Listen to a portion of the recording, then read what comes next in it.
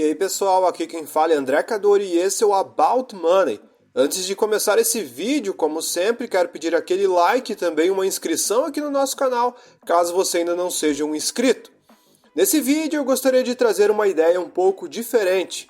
Eu vou levantar 3 ativos, trazer 3 ações muito comentadas que estão na carteira de muitas pessoas. São ações queridinhas e consideradas pelo mercado e como um todo ações seguras e de altíssima qualidade. Só que essas 3 ações que eu estou trazendo são empresas que, mesmo se passando mais de 5 anos, continuam com resultados negativos. Então, é uma junção de empresas que todo mundo gosta, todo mundo quer ter na carteira, mas ao mesmo tempo não estão trazendo resultados já faz muito tempo. E eu sinceramente não entendo por que essas pessoas defendem tanto esses ativos se eles ainda não trouxeram sequer resultados. A gente pode dizer que o que importa é o longo prazo, a gente entende isso, mas quando você precisa ficar num ativo por mais de 10 anos, enquanto você vê outros muito mais seguros ou até o próprio CDI ganhando disparado desses ativos, a gente tem que ficar um pouco com o pé atrás, porque a gente está perdendo muito tempo de rentabilidade. Eu sei que acreditar no longo prazo e ser um investidor buy and hold geralmente é um investimento que traz mais resultados. Só que será que isso vale para todos os ativos ou todas as ações? Existem empresas muito interessantes para você de fato comprar uma história e fazer um stock picking interessante, que se você segurar durante muitos e muitos anos, pode trazer muitos resultados. O problema desses 3 ativos que eu estarei trazendo é que são ações de altíssima qualidade sim, porém elas já atingiram um determinado tamanho que já estão há muito tempo sem crescer e não tem mais espaço para crescimento. Ou seja, são empresas que já atingem todo o público nacional de renome muito forte e com uma capacidade de crescimento muito mais reduzida, além de uma base acionária muito elevada. Então essas ações teriam que lucrar muito mais ou ter um super crescimento quase que improvável para justificar distribuir mais recursos para o acionista. Então são empresas, digamos que a história, a grande alta já aconteceu anos no passado e agora elas atingiram um certo patamar de segurança. Muitas pessoas acabam tendo mais conforto investindo nesses ativos, muito porque o amiguinho também investe ou porque todo mundo gosta de investir por moda nessas ações, mas que se a gente for analisar a fundo os resultados, são baixíssimos. É justamente isso, eu vou mostrar o resultado que essas ações deram nos últimos anos e o quão a renda fixa ou até outros investimentos muito mais seguros, que não trazem nenhum risco, deram resultados muito, mas muito superiores no longo prazo se comparado com esses ativos. Ou seja, às vezes investir na bolsa em classes de ativo pode não ser vantajoso, ainda mais no Brasil, onde temos uma taxa de juros extremamente alta e competitiva. O que faz sentido de fato, segundo as minhas crenças, e olhando aquilo que grandes investidores fizeram, é comprar histórias, comprar ações de maneira individual, escolher ativos de maneira individual, analisar por trás de cada empresa, tentar comprar a um preço inferior, digamos, ao que o mercado está avaliando, para conseguir colher resultados ao longo do tempo. Não adianta nada você escolher ativos de altíssima qualidade, excelentes empresas que já atingiram um tamanho gigantesco e que não tem mais espaço para crescer. A obviedade da capacidade dessa empresa é tão grande que o mercado já precificou esse ativo há muito tempo. O seu potencial de crescimento é extremamente improvável e isso não vai acontecer. Já aconteceu no passado, grandes investidores já colheram esses ganhos. Um exemplo do Barsi investindo em bancos, onde ele conseguiu captar todo o retorno ao longo do tempo, como em outras empresas também de papel e celulose, setores resilientes, que de fato evoluíram muito ao longo de muitos e muitos anos, mas que já atingiram um certo limite de crescimento. E que todo mundo gosta de investir nesse ativo, mas que não trazem grandes resultados. O primeiro ativo dessa lista que eu vou trazer, que muitas pessoas falam ou têm na carteira, é a B3SA. a B3. Se a gente simplesmente analisar o gráfico dessas ações, o comportamento das ações nos últimos anos, a gente percebe que ela já está há muitos anos dando resultados ou 0 a 0 ou negativos. A empresa oscila entre os mesmos preços há mais de 5 anos. Se a gente olhar o desempenho das ações da B3, o grande crescimento foi no passado, onde ela evoluiu muito entre 2008 e a máxima de 2020 a 21,78. Porém, de 2019 e 2020 para frente, ela nunca mais saiu dos mesmos preços, sempre oscilando entre os R$11 e os 13, 14. Então ela sobe até um patamar, devolve tudo e segue esse comportamento lateralizado. Muitas pessoas vão dizer que o que importa não é a cotação, mas sim os dividendos. Quanto mais dividendos você receber, melhor. Isso é interessante, porém, mesmo somando os dividendos em toda essa conta, o resultado ainda continua sendo negativo nesses últimos 5 anos, perdendo para diversas classes de ativos, inclusive dando prejuízo e perdendo para a inflação. Olhando os proventos distribuídos por ano da B3, olhando, desde o tempo que ela está travada em termos de cotação até agora, que é de 2019 para frente, em 2019 ela pagou 33 centavos, em 2020 ela pagou 71 centavos, em 2021 pagou 97 centavos, em 22 48 centavos, em 23 32 centavos, em 24 37 centavos e agora até o momento em 25 6 centavos foram distribuídos para o acionista. E se a gente somar todos esses resultados, vai dar em torno de 3,24 a mais para o acionista se a gente embutir no preço da cotação. Então, embutindo todos esses dividendos pagos durante esses mais de 5 anos, a cotação real seria 16,81 nesse momento, considerando que você começou a investir naquele tempo. Ou seja, ainda está abaixo da sua máxima de 2020, que foi R$ 21,78. Ou seja, se você comprou nesses preços mais elevados, ainda continua no prejuízo. E se você comprou lá embaixo, mesmo que você tenha comprado nos preços mais baixos, você ainda estaria com um retorno relativamente baixo e bem medíocre se comparado com outros ativos. Portanto, a gente percebe que mesmo o B3 estando na carteira de muitas pessoas e muitas pessoas sempre elogiando, falando que é uma excelente empresa, eu concordo sim que é uma excelente empresa, mas em termos de resultados, isso não vale muito a pena para o investidor, já que o objetivo de cada investidor é ganhar dinheiro e não investir em empresas boas que permanecem sempre estagnadas. Essa é a minha opinião, pelo menos. Outro ativo que todo mundo elogia e fala muito bem também é o Bradesco, o BBDC4. É uma ação que todo mundo tem na carteira, a gente vê em vários posts nas redes sociais, carteiras de investidores, enfim, influenciadores. O Banco Bradesco está praticamente em tudo, em fundos de investimento, é uma unanimidade na maioria das pessoas. O engraçado é que eu nunca vejo ele na carteira de outros investidores com resultados maiores, de fato, no longo prazo. Todo mundo elogia muito mais os bancos privados do que estatais. Se a gente for ver, o Banco do Brasil, mesmo com toda essa queda, tem um yield muito mais interessante no longo prazo do que o Bradesco, que é uma empresa privada. Olhando os resultados no longo prazo do Bradesco, por exemplo, a gente percebe que em termos de cotação o resultado é baixíssimo.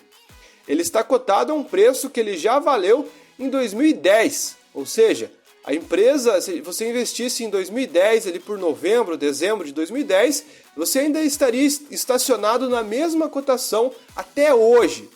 Ou seja, se passaram mais de 15 anos e você estaria com a mesma cotação, o mesmo valor investido se você tivesse dormido e acordado naquele momento.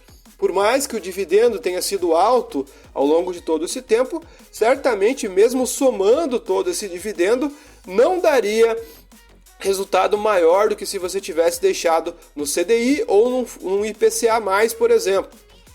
Olhando só o gráfico do Bradesco, só nos últimos 5 anos, a gente percebe que ele andou praticamente caindo, com uma queda de 21% nos últimos 5 anos. Então, se a gente considerar mais ou menos ali por 5 de junho de 2020. 5 anos atrás, ele era cotado a R$ 20,27. Hoje ele está a R$ 15,96. E vamos ver se adicionando os dividendos isso mudaria muito. Considerando de 2020 para frente, em 2020 o Bradesco pagou 71 centavos de dividendo, em 21 R$ 1,03, em 22 R$ 42 centavos, em 23 R$ 1,70, em 24 R$ 1,31 e em 25 até o momento 46 centavos de distribuição de dividendos. Então, se a gente somar todos esses resultados de 2020 até 2025, deu R$ 5,63 a mais do que seria na cotação se a gente embutir esse valor no preço. Se você investiu em 2020 e segurou até agora, você teria mais R$ 5,63 na cotação. Somado do preço atual, na verdade, você estaria num preço ainda de R$ 21,59 por ação. Um valor ainda abaixo da máxima de junho de 2021, que foi R$ 28,09 por ação. Ou seja, você ainda estaria no prejuízo se tivesse investido mais perto das máximas do que das mínimas. E se tivesse investido um pouco mais embaixo, você teria tido sim alguns ganhos, mas ganhos bem inferiores. Somente você teria ganhos interessantes se você de fato tivesse pegado nos melhores momentos de compra lá embaixo, mas ainda assim seriam ganhos bem baixos e bem inferiores comparado com outros investimentos. Portanto, a gente percebe que o Banco Bradesco, por mais que todo mundo goste de elogiar, não é lá essas coisas. Quem sabe muitas pessoas se atraiam por causa daquele dividendo que tem todo mês para enganar as pessoas de apenas 1 centavo por ação.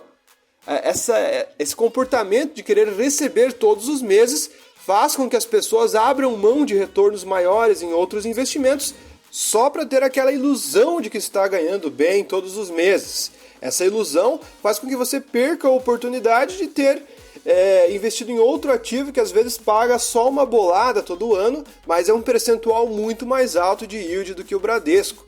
Portanto, eu ainda acho que o Bradesco, por mais que as pessoas gostam de superestimar ele, é um péssimo ativo. Foi no passado para quem investiu há muitos e muitos anos atrás, mas não é o caso de quem investiu no momento atual. A empresa já está estagnada há muitos anos. Eu vou mostrar agora quando que valeu a pena investir no Bradesco e por que as pessoas gostam dele. Se a gente olhar o gráfico pelo site Mais Retorno, por exemplo, a gente tem acesso à rentabilidade desde 94. O site Mais Retorno disponibiliza as ações que são negociadas desde o ano de 94. Aí sim as coisas ficam interessantes. Se considerarmos a valorização do Bradesco no longo prazo de fato, ele se valorizou 19.000% entre 94 e até agora. Ou seja, uma fase onde o banco estava em expansão e crescendo. Até que ele chegou em uma fase que ele simplesmente lateralizou daí para frente. As pessoas têm que entender que a gente não pode investir em ativos baseado na rentabilidade passada. Pode ser que alguns ativos ainda tenham espaço para crescer, ainda tenham capacidade de crescer cada vez mais, mas o Bradesco, assim como os outros grandes bancos privados, já dominaram o cenário bancário. A gente não está falando de ativos que estão começando lá embaixo e que têm um potencial amplo de crescimento. Esses sim são os melhores ativos para a gente investir e ter retornos altíssimos no longo prazo. Mas depois que um ativo atinge um determinado tamanho, é muito difícil você ter, de fato, rendimentos muito altos, já que ele já chegou num platô, digamos assim. Outro ativo que muitas pessoas falam, e é o queridinho de muitos investidores, principalmente de quem gosta de dividendos, é a Klabin. A Klabin, historicamente, de fato, teve um crescimento muito alto e trouxe retornos significativos para os investidores de longo prazo, com excelentes pagamentos de dividendo. Mas isso há muito tempo atrás. Já faz um bom tempo que a Klabin não cresceu mais. O próprio Luiz Barsi questionou o crescimento e o potencial de crescimento da Klabin em uma reunião da empresa. Tem até um vídeo na internet circulando por aí, onde ele questiona o pessoal da Klabin com relação ao potencial de crescimento passado que ele teve investindo na Klabin e se ainda é possível ter esses rendimentos no futuro. Obviamente, como lição da empresa, eles vão falar que sim, mas se a gente olhar o retorno nesses últimos anos, tem sido muito, mas muito baixo. Olhando a cotação da Klabin, a mais negociada, a Klabin 11, a gente percebe que o preço atual de 18,43 é o mesmo preço que a empresa valia em 2015, 2014. Então de lá para cá a empresa está na mesma cotação de 2014 e 2015. Mesmo com pagamentos durante esse tempo, nada foi justificável porque nunca teve um yield tão alto assim. É um yield bom, razoável, mas para competir com a renda fixa no Brasil tem que ser um yield muito mais alto para valer a pena. Se a gente fizer um comparativo dos últimos 5 anos, a gente percebe que em 5 anos a cotação evoluiu apenas 6%. Vamos olhar agora qual seria a cotação atual se somarmos com os dividendos. Em 2020, por exemplo, pagou 2 centavos de dividendo, em 21, 37 centavos, em 22, 1,51, em 23, 1,35, em 24, 1,37 e agora até 2025, 27 centavos de pagamento.